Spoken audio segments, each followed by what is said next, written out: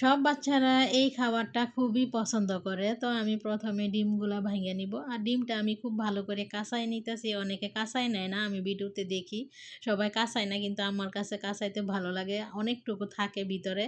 তো ডিমটা ভাজলে অনেক বড় হয়। আমি সবসময় এইভাবে কাঁচায় নেই।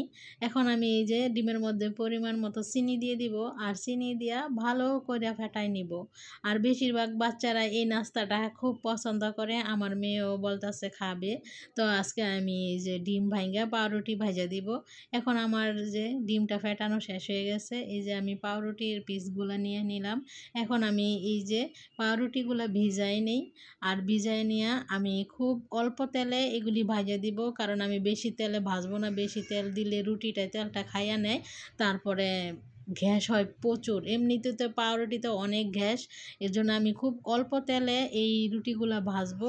ভাজার পরে এই যে খুব একটা মানে পোড়া যাবে না। এই যে আমি খুব তাড়াতাড়ি কাছে থাইকা খুবই তাড়াতাড়ি করে ভাজা নিলাম। এখন আমার প্রায় সবগুলাই ভাজা শেষ হয়ে গেছে। আমি খুব অল্প তেল দিয়া এই পাউরুটিগুলা ভাজা নিলাম ডিম দিয়া।